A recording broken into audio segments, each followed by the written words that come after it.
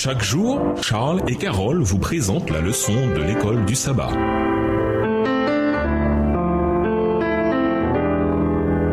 Bienvenue dans votre émission. Dieu nous parle. Nous voilà à la leçon de mardi, prophétie de l'Ancien Testament concernant Jésus, première partie. Dans une discussion avec les chefs religieux à propos de son identité, Jésus a affirmé l'autorité des Écritures. À première vue, il peut sembler inutile de faire une chose pareille, car les chefs religieux croyaient en la Bible. Néanmoins, même avec eux, Jésus mettait l'accent sur l'autorité des Écritures, afin de leur montrer qui il était, malgré l'endurcissement de leur cœur et les efforts qu'ils déployaient pour résister à l'évidence. Jean rapporte de nombreuses citations directes et indirectes à l'Ancien Testament qui désignent Jésus comme l'accomplissement de la promesse du Messie. Quel est le lien entre ces passages tirés de l'Ancien et du Nouveau Testament? Autrement dit, de quelle manière le Nouveau Testament cite-t-il ces textes pour rendre témoignage de Jésus? Jean 1, le verset 23, Ésaïe 40, le verset 3, Jean 2, les versets 16 et 17, Psaume 69, le verset 9, Jean 7, le verset 38, Jérémie 2, le verset 13, Jean 19, le verset 36 et Nombre 9, le verset 12. Jean 1, verset 23. Moi, dit-il, je suis la voix de celui qui crie dans le désert.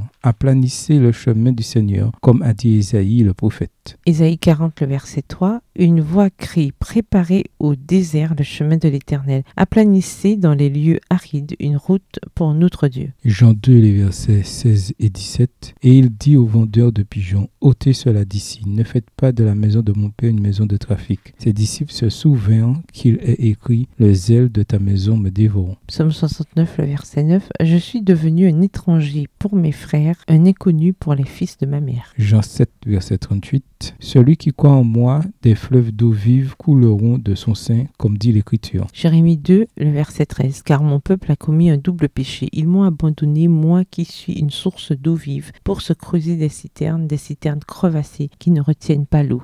Jean 19, verset 36. Ces choses sont arrivées afin que l'Écriture fût accomplie. Aucun de ces eaux ne sera brisé. Nombre 9, le verset 12. Ils n'en laisseront rien jusqu'au matin et ils n'en briseront aucun os. Ils la célébreront selon toutes les ordonnances de la Pâque. Jean n'est pas le seul à souligner à maintes reprises, sous l'inspiration du Saint-Esprit, comment la vie de Jésus de Nazareth, sa mort, sa résurrection et son ascension jusqu'au trône de Dieu accomplissent toutes des prophéties de l'Ancien Testament. Pierre, Paul, Matthieu, Marc, Luc et tous les auteurs du Nouveau Testament le font aussi. Jésus a constamment renvoyé ses disciples aux Écritures qui prédisaient son ministère. Pourtant, quand ont-ils fini par comprendre que les Écritures renvoyaient à lui? Ce n'est qu'après sa mort et sa résurrection, quand il leur apparut, qu'ils finirent par comprendre. Quand donc il se fut réveillé d'entre les morts, ses disciples se souvinrent qu'il disait cela. Ils crurent l'Écriture et la parole que Jésus avait dite. Jean 2, le verset 22, voire également Jean 20, le verset 9.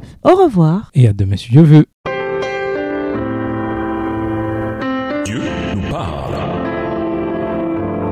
Chaque jour, Charles et Carole vous présentent la leçon de l'école du sabbat.